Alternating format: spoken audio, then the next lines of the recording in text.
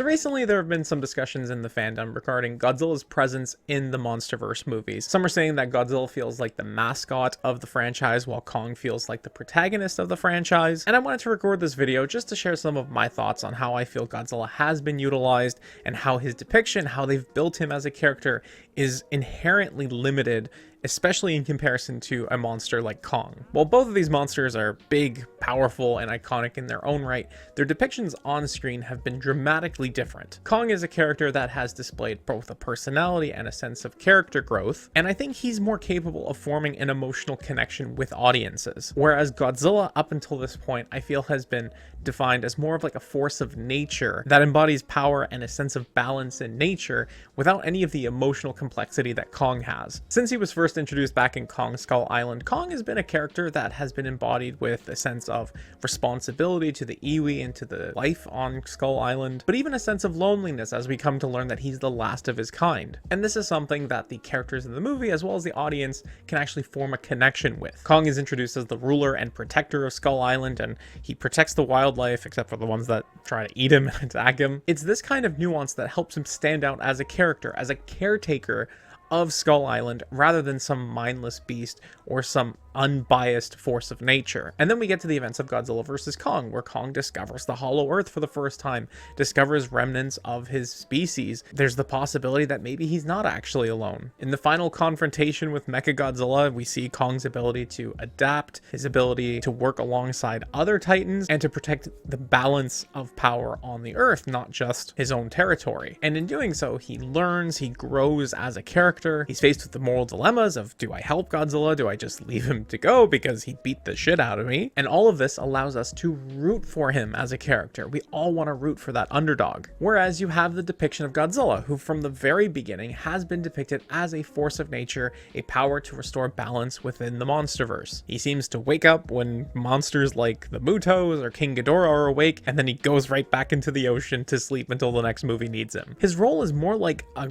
regulator. He's not acting out of personal motivations. He's just reacting to the world around him, but more so out of a duty to nature itself. And the way that they've depicted Godzilla really puts the god in Godzilla. He feels like a higher being, something beyond our understanding, who seems to know things that are happening that we don't know about, acting as a force that will intervene when another titan needs to be corrected or when human hubris needs to be corrected. Unlike Kong, Godzilla doesn't seem motivated by personal relationships or any sort of internal struggles. He's acting out of habit, out of some kind of calling. As they've set him up to be like this, it becomes really difficult from a narrative perspective to use him as a character. He has no personal motivation, no emotion, no growth as a being. And so he just remains kind of static throughout the movies. Sure, we get the moments where you sees Kong and he's pissed at Kong because he remembers what happened last time or whatever. And sure, he adapts his fighting style to deal with threats as they come up. But this makes more for powerful imagery and a wonderful popcorn flick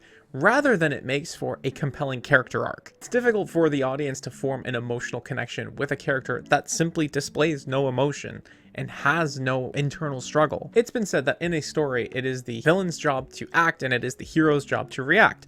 And that is what Godzilla does. He is a reactionary force. He shows up, he corrects things, and then he disappears. In terms of forming a connection with the audience, it makes for a wonderful spectacle, but there's nothing else there. When you have a character like Kong who can grapple with the questions of identity, responsibility, leadership, it really highlights how a character that is depicted as a force of nature like Godzilla doesn't have much to offer beyond physical conflict and visual spectacle. And it can be difficult for some of those battles to actually carry an emotional weight if we can't connect to the character. In Kong's first conflict with Scar King, he's surrounded by his species that he thought was all extinct. He sees the conditions that they're in. He's pissed off because he just saw that Scar King killed one of his people, and you feel that there's a weight to the fight that feels very personal. Kong is capable of showing even more emotions. He gets frustrated, he gets curious, he forms a relationship and a companionship with some of the humans in the movie. When I watched Godzilla x Kong: The New Empire, it did feel like we were retreading some really familiar plot lines. In King of the Monsters, a new force awakens and threatens to overtake Godzilla as the dominant force of nature. In Godzilla vs. Kong, an unknown threat is looming and causes Godzilla to act erratically in a way that the human characters are unable to understand. In Godzilla x Kong, we have both. We have a new power that is threatening to overtake Godzilla,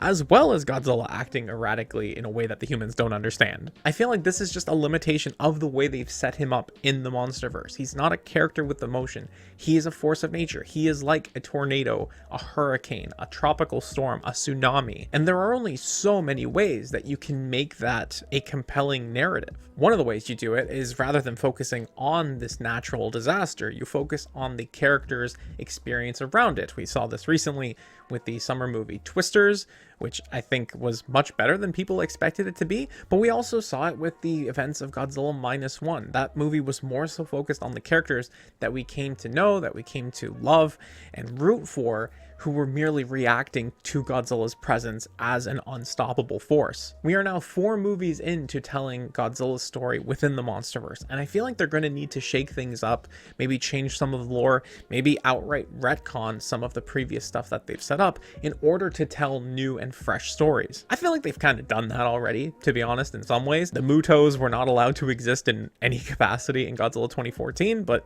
in King of the Monsters, the one Muto bows and now all of a sudden it's okay. I'm sure someone more creative than I could come up with some stories that would be compelling within the lore that they've set up. It's just not obvious to me how they might do that, and I really hope that they don't retread a lot of the plot lines and story dynamics that we've already come to know. All of that is to say, I feel like Kong has way more storytelling potential and has a much more personal draw for people to come to the movies, while Godzilla will always remain that visual spectacle, that thing that you come to the movies to watch smash and bash other monsters and cities alike. And in order for the MonsterVerse to continue, we're going to need to find a way to balance these two out. How do you balance the character that is far more compelling as a character and the monster that acts more as a force of nature that reacts to things in their environment? That's going to be it for me, but I am curious to hear from you. How would you move forward with the next MonsterVerse movie? How would you balance the presence of Godzilla and Kong in this universe? Let me know in the comment section down below. Thank you so much for watching. Until next time, take care.